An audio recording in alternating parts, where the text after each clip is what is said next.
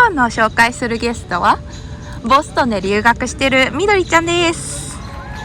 パチパチパチパチこんにちは、みどりです。今アメリカのボストンに留学してて、1年経ったところです。社会人としては4年目で政府系の機関で働いてて国際関係の仕事をしてます。で、今いるのがみどりちゃんが留学してる大学のキャンパスです。すごい綺麗だね。今7月なのですごい緑が綺麗。緑が綺麗一つ聞きたいんだけど、そもそも緑はなんで東大に入ろうとしたの？一つは私地方出身でそんなにお家とかも裕福じゃなかったから国立に行きたいっていうのがすごくあって、で、その中でもすごいいろいろ充実してるっていう意味で東大いいかなって思ったのと、あと私小学校中学校くらいから国際関係すごく関心があったから、東大は一つは交換留学の制度がすごい充実してるっていうのと、あともう一つ国際関係論コースっていうのがあるっていうのを調べて知ったから、それもあって行きたいと思った。東大に入りたい理由は、こう結局自分の今後やってみたいキャリアとかと関係したりとかする？そうだね、やっぱり国際関係なんかできることがいいなってふわっと思ってたから、それはすごい関係あった。国際関係を、に関連するような仕事っていろいろあるんじゃん、最終的になんかどうやって今のこうやってる仕事に決めた？そうだね、なんか私特に就活とかしてた時はなんかやりたかったこと2つくらいあって、なんか1つは自分がなんかどういう人生を歩みたいかなって思った時にちょっと大きいけど、でもなんか私結構海外と日本を行ったり来たりして、なんかどっちの感覚も文化も持ってる人っていうのになりたいなってすごい思ってたのね。で、なんかそれはなんでかっていうと、大学の3年生くらいの時に、カナダに留学してて、交換留学で1年間だけしてたんだよね。でその時にすごいカナダのトロントっていうところだったから、すごい多様性、民族的にも宗教的にもすごい多様性のある場所で、なんか自分があんまり外国人だって感じずにいられるようなところだった。なんかすごく移民が多かったから、こう私なんか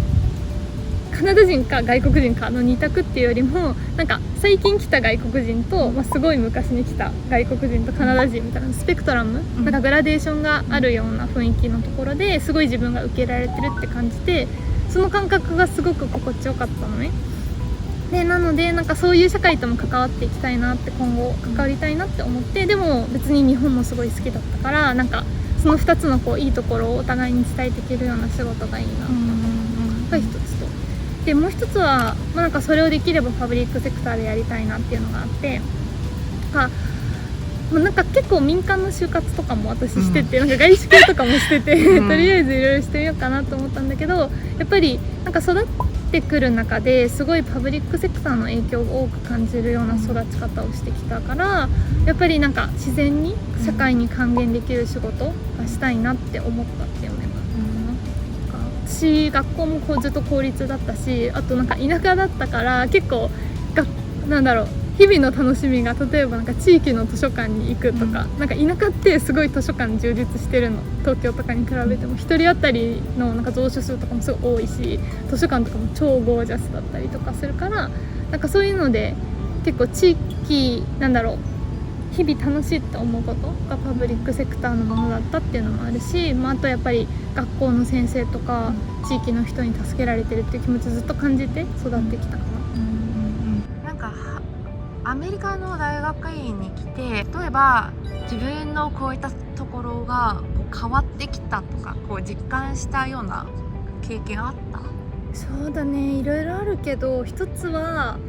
なんかキャリアとは直接関係ないかもだけど、すごい自分のなんか気持ちとかストレスとかに正直になった気がする。なんかね、コロナが本当にアメリカは最初はすごい中国の話っていう風に見てて、全然当事者として思ってなくて、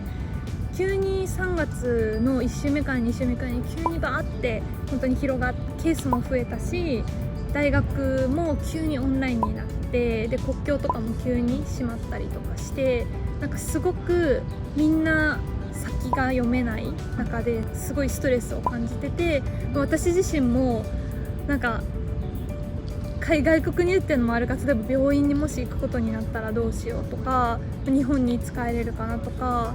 なんか授業がオンラインになったらすごい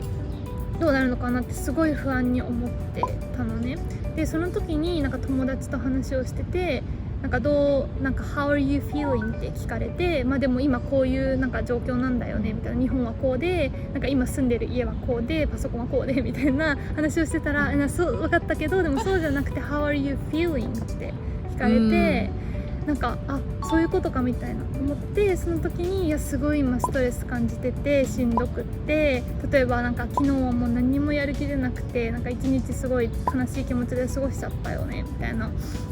こととかを話すようになって、それがなんかすごい自分には新鮮だったっていうか、なんかあんまり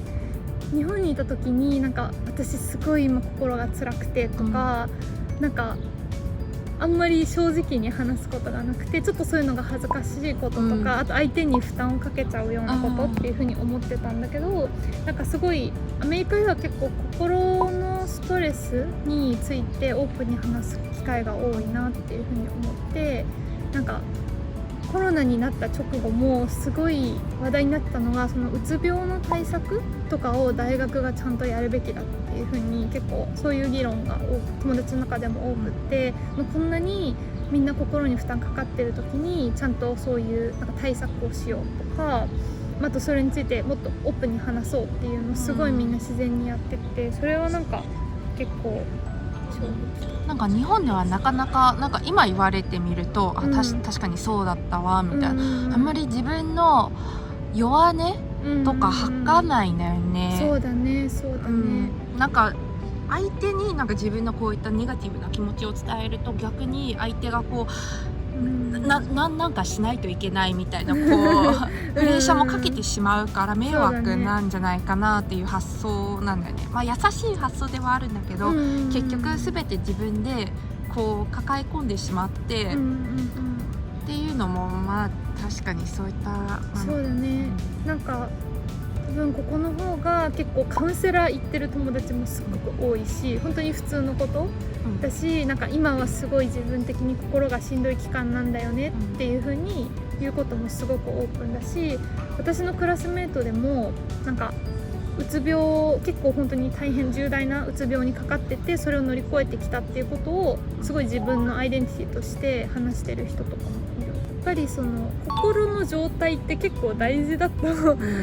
なって思って、なんかそれは学校でも友人関係でもそうだけど、学校とか職場でもやっぱり心が元気じゃなかったらパフォーマンスとかも絶対下がっちゃうと思うから、なんかそれをもっとオープンな会話ができるようになったらいいのになって単純に思うし、なんかそれが別に弱みじゃないっていうか、別に誰でもしんどい時とかあるし、なんかそういうことを言ったからって別にそれこそラベルを貼られない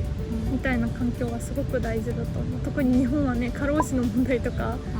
すごい深刻だと思うから、なんかそういうところは変わってたらいいなと思う。なんか今こう自分から弱音を吐くようになったと思うんだけど、こう周りの人からもなんかそういう風にこう、なんか信頼されていろいろこう本当に思ってることを言ってくれた経験あったりとかした？そうだね。なんか私すごく仲のいい友達が米軍で多分10年くらい働いてて、すごいアフガニスタンとかにも派兵されてたようなすごいハードな経験をしてきた、そういうマッチョの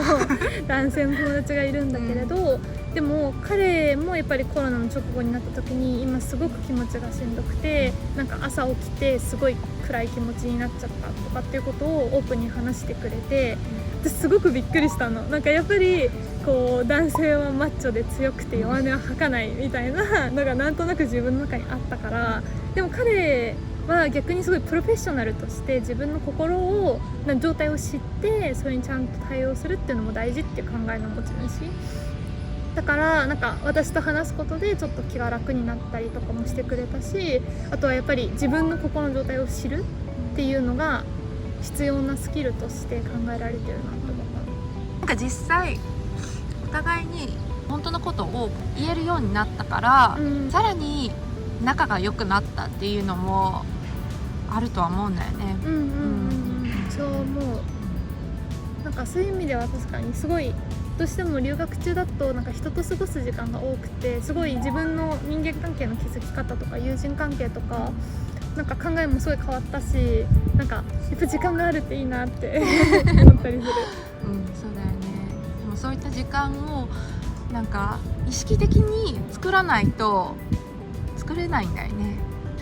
なんかアメリカの大学今通ってて、日本の大学も通ってたと思うんだけど、大学での教育を比べる際にどういったところが一番なんか違うように感じた？なんかどっちも違ってどっちもいいかなって思ったのもあんまり直接比べてるかわかんないんだけど、なんか私大学は国際関係でアカデミックな考えが中心だったのね。すごいなんか歴史的な視点もすごく多かったし、それ以外にも本当論文とかをすごいたくさん読んでなんか古典的な議論を身につけたりするっていうのがすごく多くて、で特に東大のカリキュラムだと私文系で入ったけど理科とか数学とかの授業もあったし、文学とか倫理とか、私倫理とか文学とかすごく好きでそういう授業もあったから、本当になんかいろんな視点から学問的になんか語れるようにするっていうなんか自分の視点を増やすっていうところがすごい多かったなって思って、でそれと比べると今の大学院はどっちかっていうとパブリックポリシーっていうマスターなんだけど実用的な学問っていう感じで、こう最初大学で学んだいろんな視点を生かしてなんかそれを実際政策に反映するときにどういうところに気をつけたらいいかとか、なんかどういうポピュレーションにアプローチしたいかとか、そのポピュレーションの人が大事だと思ってる文化とか価値観とか、あるいは経済的な数字的な効果だったりとかがなんかあるかっていうもっと実学的な部分によってるので、なんかその2つのコントラストが結構個人的には気に入ってる。でも両方すごいこう役に立ったりね、こう実際どういうふうにこう学術的に学んだことをこう、なんか実用化。そうだね、そうだね。